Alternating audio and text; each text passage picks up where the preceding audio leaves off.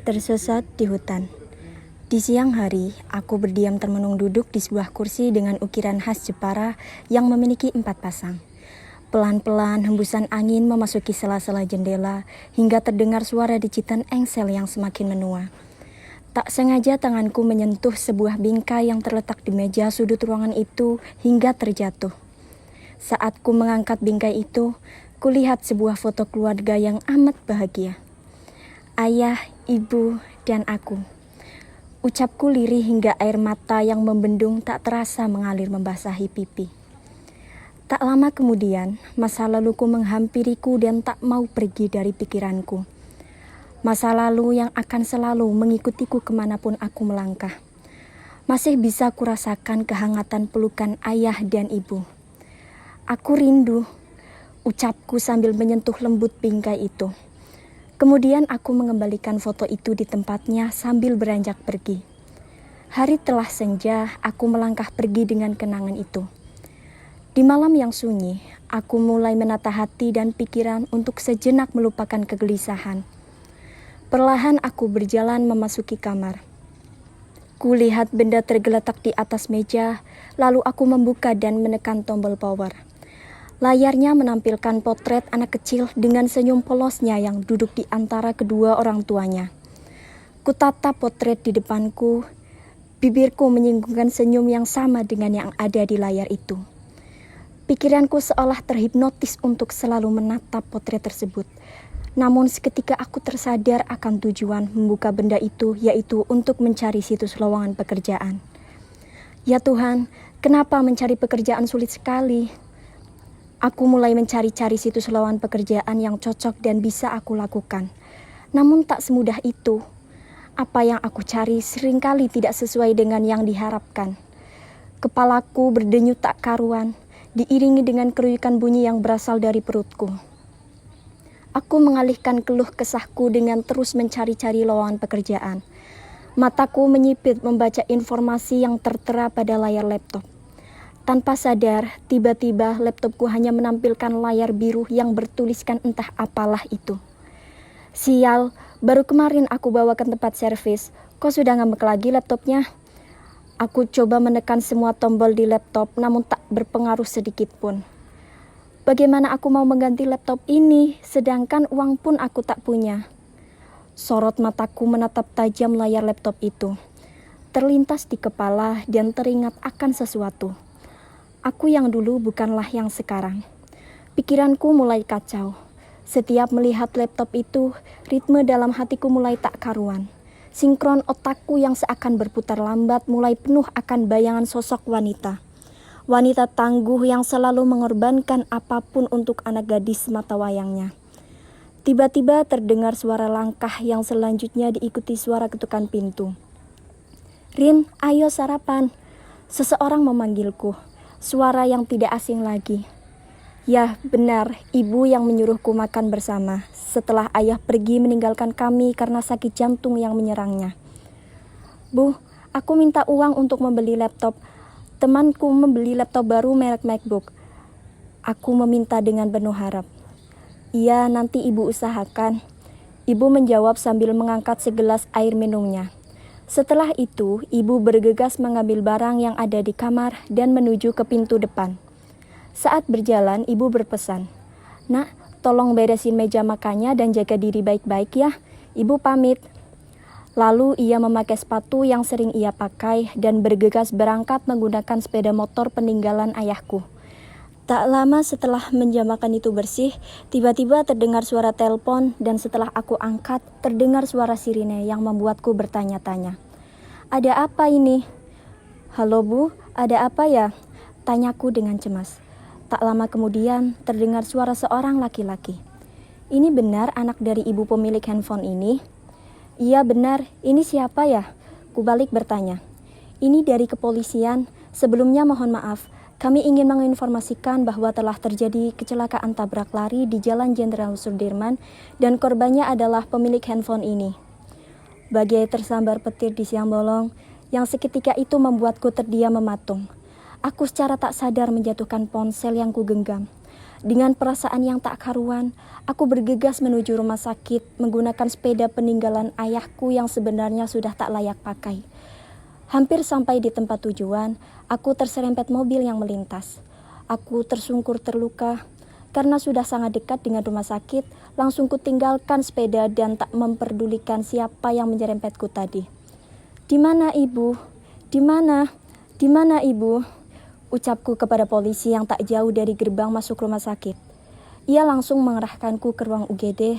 Saat sampai di ruangan yang telah ditunjukkan, secara spontan badanku panas dingin.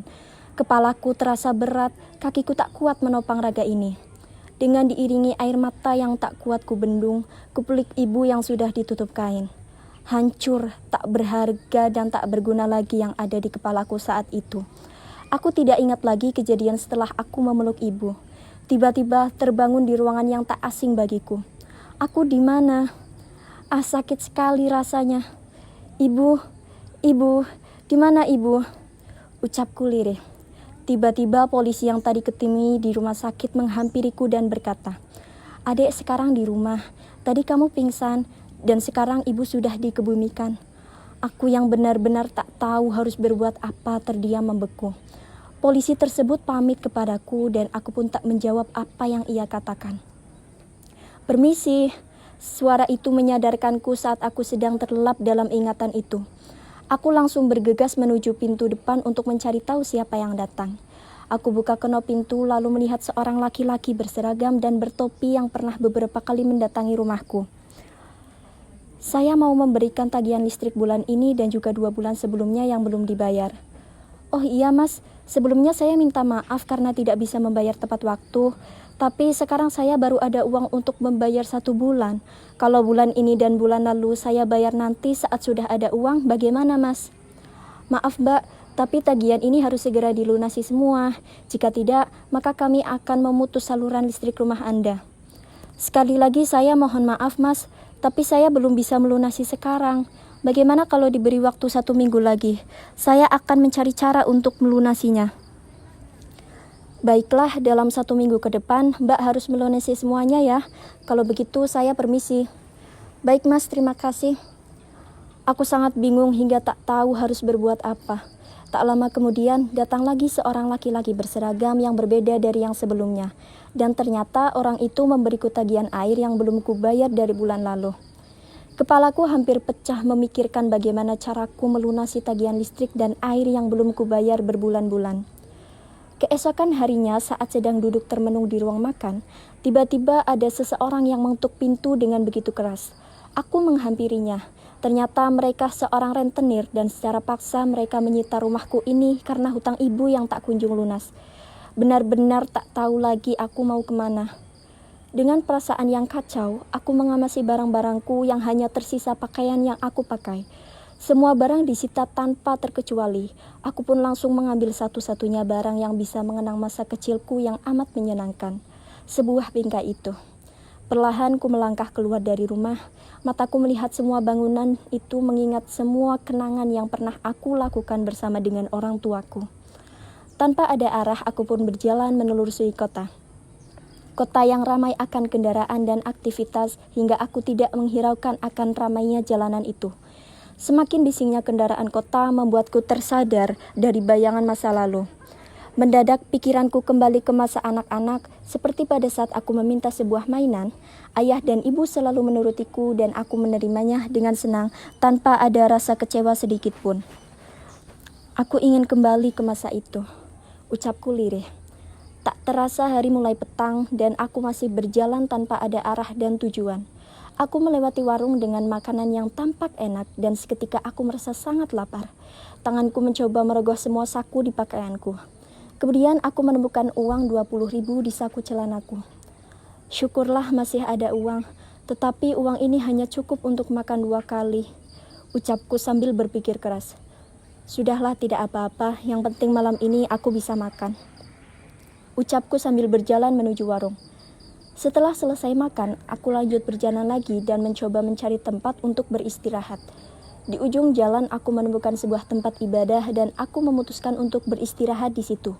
Keesokan harinya aku mencoba untuk mencari pekerjaan, mulai dari pelayan toko, petugas kebersihan jalan, cleaning service, tapi tidak ada yang menerimaku. Mengapa mencari pekerjaan itu susah sekali? Aku ingin hidup seperti dulu, saat ayah dan ibu masih ada, saat aku masih berkecukupan, saat aku masih punya banyak teman. Aku rindu masa-masa itu, ucapku sambil terus berjalan menyusuri jalanan kota.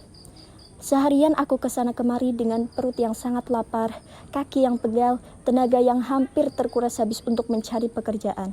Hari mulai senja, aku memutuskan untuk kembali ke tempat ibadah semalam aku menginap. Saat sedang dalam perjalanan, tiba-tiba bola menggelinding di depanku ke arah jalan di sebuah gang sepi yang lumayan lebar. Kemudian seorang anak laki-laki berlari mengejar bola tersebut hingga ke tengah jalan. Tanpa kusadari, sebuah sepeda motor melintas dari arah yang berlawanan dan menabrak anak itu hingga tersungkur di tepi jalan. Pengendara motor hanya terjatuh, namun berhasil kabur tanpa berusaha menolong korbannya. Aku sangat terkejut, denyut jantungku tak karuan. Seketika langsung lari ke arah anak tersebut tanpa memedulikan si pengendara motor. Anak tersebut pingsan dengan darah mengalir di kepalanya. "Tolong, tolong!" Aku berteriak sekuat tenaga. Namun nahasnya di jalanan itu tidak ada satupun kendaraan yang melintas lagi. Rumah warga juga masih lumayan jauh dari gang masuk. Alhasil aku tidak bisa meminta bantuan kepada siapapun. Akhirnya aku memutuskan untuk menggendong anak kecil yang sepertinya masih berusia 6 tahun dan membawanya ke rumah sakit terdekat. Saat tiba di depan rumah sakit, seorang perawat melihat dan mendekatiku. Dengan cepat ia membantuku membawa anak kecil itu. Sudah hampir 2 jam aku menunggu di depan ruang UGD, tapi masih belum menunjukkan tanda-tanda bahwa anak itu sadar. Tiba-tiba sepasang suami istri berlari menuju tempat sekarang aku berada dengan raut muka yang penuh kecemasan. Dan saat itu pula seorang dokter keluar dari ruang UGD. "Dokter, bagaimana keadaan anak saya? Dia baik-baik saja kan? Dia selamat kan, Dok?" tanya ibu yang baru saja datang dengan sangat khawatir. "Ibu yang tenang dulu, keadaan anak ibu sudah mulai membaik, tapi kita masih harus menunggu sampai ia siuman, jadi jangan khawatir," jawab dokter itu. "Apakah anak saya mengalami luka yang parah, Dok?" tanya sang ayah dengan muka penuh harap. "Syukurlah ia tidak mengalami luka yang berat, hanya luka ringan di kepalanya dan untungnya cepat dibawa ke sini, jadi segera kami obati. Sekarang kita berdoa saja semoga anak bapak dan ibu cepat siuman. Kalau begitu saya permisi." "Baik, Dok, terima kasih banyak." Dokter dan perawat yang keluar dari ruangan tersebut pun pergi dan masih terlihat sedikit kekhawatiran dari sepasang suami istri itu karena anak mereka belum siuman. Tiba-tiba mereka melihat ke arahku. "Apakah kamu yang menolong anak kami?" tanya sang ayah. "Iya, Pak," jawabku dengan sedikit terkejut. "Terima kasih banyak ya, Dek. Kamu sudah menolong anak saya. Saya tidak tahu lagi apa yang akan terjadi pada anak saya jika tidak ada yang menolongnya." "Iya, sama-sama. Saya juga bersyukur karena anak Bapak tidak apa-apa," jawabku. Semalaman kami bertiga berjaga di rumah sakit itu. Mereka masih khawatir dan menunggu anaknya siuman. Aku pun sama, karena jika melihat apa yang dialami anak itu, aku teringat dengan apa yang menimpa ibuku, yaitu kecelakaan tabrak lari. Di tengah kecemasan yang melanda, kedua orang tua itu masih sempat bertanya-tanya kepadaku tentang siapa nama, tempat tinggal, keluarga, dan pekerjaanku. Setelah mendengarnya, mereka menaruh simpati kepadaku. Keesokan harinya pukul 5 pagi, kami mendengar kabar bahwa anak tersebut sudah siuman dan dipindahkan ke ruang rawat inap biasa. Kemudian aku memutuskan untuk berpamitan, tapi mereka menyuruhku untuk tetap tinggal dan menawariku untuk tinggal bersama mereka setelah anak tersebut keluar dari rumah sakit. Aku merasa sangat bahagia karena masih ada orang baik yang mau menolongku. Setelah keluar dari rumah sakit itu, aku ditawari untuk bekerja di toko milik keluarga itu dan sekaligus ikut menjaga anak mereka. Aku merasa seperti sedang bermimpi. Setelah kesulitan-kesulitan yang aku alami, aku masih diberi kesempatan untuk melanjutkan hidup. Walaupun masih dalam perasaan menyesal, seperti saat dulu orang tuaku masih hidup, aku hanyalah anak manja yang selalu meminta. Karena keinginanku, ibuku harus bekerja keras membanting tulang hingga mengalami kecelakaan. Aku tidak sanggup membayangkan masa-masa menyedihkan itu. Aku hanya sanggup membayangkan masa kecil indahku dan ingin kembali ke masa itu untuk memperbaiki perbuatanku kepada orang tuaku. Namun sekarang aku memutuskan untuk meninggalkan masa-masa menyedihkan dan mencoba untuk memulai hidup baru yang lebih baik. Akan kukenang dalam hati kenangan indah dan kujadikan pelajaran hidup kenangan menyakitkan. Karena jika kita terus melihat masa lalu itu tidak akan ada habisnya. Hal itu membuat kita akan selalu membandingkan masa kini dengan masa lalu. Oleh karena itu, kita harus melihat masa depan dan melanjutkan hidup dengan lebih baik. Perkenalkan, nama saya Humaira Nur Hasnah dari kelompok 1 kelas 12 MIPA 4, dan cerpen yang baru saja saya bacakan adalah cerpen adaptasi dari puisi terjemahan dengan judul yang sama, yaitu Tersesat di Hutan, karya Pablo Neruda. Terima kasih.